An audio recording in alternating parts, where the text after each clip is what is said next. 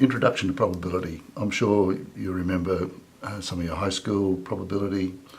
I'm not going to go through everything here, but as a quick introduction, probability is basically the chance of an event occurring. And you define what that event is.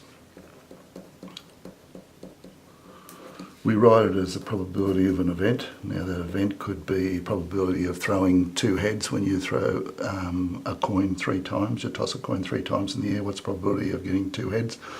The 2 heads and 1 tail would be the event that we're talking about. So the probability of event, we write the P, open brackets, put in here what the event is, and then we can calculate it. Now basically there are 2 types of probability. There is theoretical probability and there is experimental probability. What's the difference between the 2?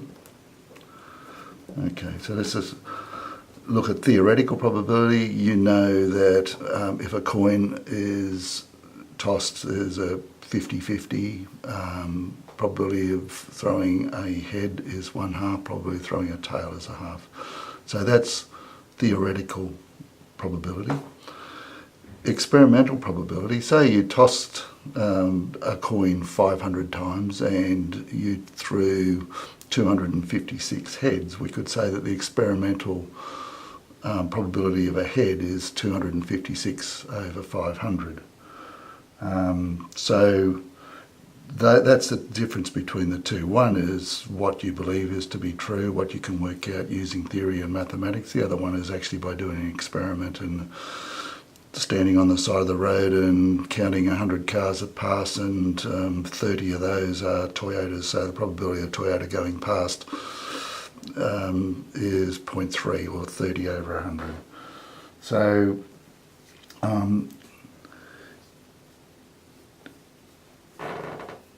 if a coin is tossed n times, the probability of a head is equal to the number of heads that turn up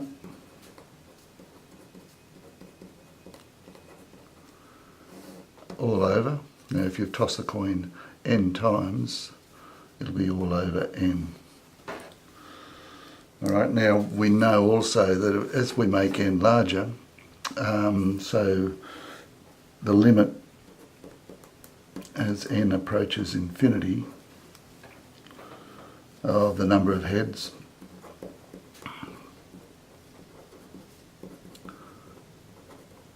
all over n. So the more times we do this experiment, if we toss the coin 100 times, we would expect around 50. If we tossed 1,000 times, we would expect around 500. It might be just a bit or below 500, 10,000, so on and so on. So as n gets to infinity, we'd expect this to approach, the limit would be 1/2. So another way of writing that is that as n approaches infinity,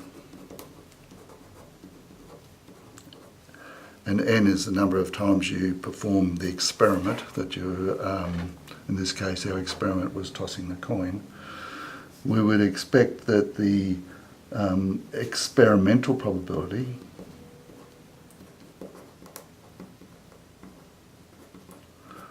will approach the theoretical. And that's just a given. We've already mentioned tossing a coin as being an example of an experiment. Choosing a card from a deck of cards is another experiment. Rolling a die, now die is singular, dice is plural. So rolling a pair of dice is another experiment. So they're all examples of experiments. So the basic formula, this is one you're going to use quite a lot.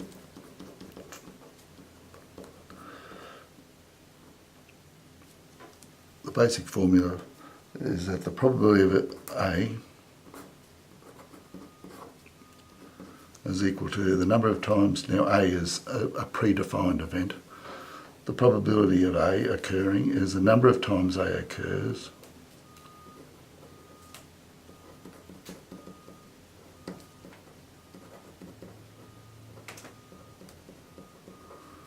over the total number of outcomes.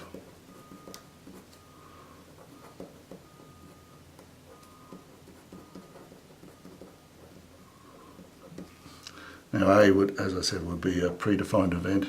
You count how many times A occurs and you count up the total number of outcomes that are possible, and that will be our probability. There are mathematical ways of counting both the numerator here and the denominator here, and that's going to be covered in the course as we get on with things. So for example, say our event A was on a die, so you've got a die which is 1 to 6, and you want a probability that you throw less than a 3. Alright, so my event is you're going to throw the die and you're going to get a number that shows up uppermost that's going to be less than 3. Now, the number of ways this can occur is probably of throwing a 1 and of throwing a 2. So there are 2 ways that when you throw a die that you can get a number less than 3, and that is a number 1 and a number 2. The total number of outcomes is, if you throw that die, there are 6 different outcomes, 1, 2, 3, 4, 5, 6. So there are 6 different ways that that die can result when it's tossed or rolled. So the probability of throwing a number less than 3 is 2 over 6, and with probability it's okay to express it as a fraction, as a decimal, as a percentage, but always simplify your fraction. So 2 over 6 is 1 over 3. You'll also note that the probability of an event, any event, the smallest value it can take is 0. Now it can be equal to 0, and the largest value that the probability can take is 1. So it can equal 1 if it's a certain outcome that it is definitely going to take place. The probability of rolling a die and getting a number between 1 and 6 would be have a probability of 1, because it'll be 6 over 6. Probability of rolling a die and getting a 7 will be 0, because there is no way, if the numbers are 1 to 6, that you're going to get a 7. So probability has got to lie between 0 and 1. All right. The other thing that's important to realise too is that when you add up all the probabilities, so let's keep on the die theme here. So the probability of a 1 plus the probability of 2 plus the probability of 3 plus the probability of 4 plus the probability of 5 plus the probability of 6.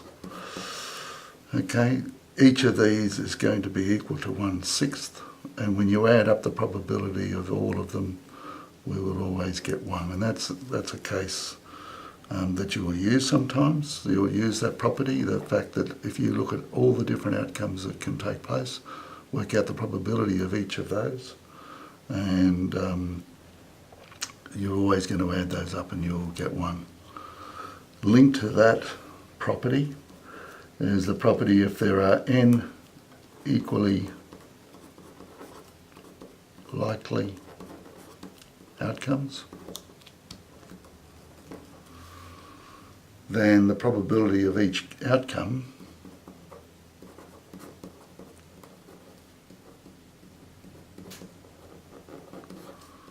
so there are n equally likely outcomes, so you've got each of these are equally likely, they're all going to have the same probability, and there are n of those such outcomes, then the probability of each outcome will be 1 over n. Just going back to the line above, there were 6 outcomes there, the probability of each of those is 1 on 6. If you had cards that were numbered 1 to 10, and each of them was equally likely to be drawn, well, the probability would be 1 on 10 for each of those cards to be drawn.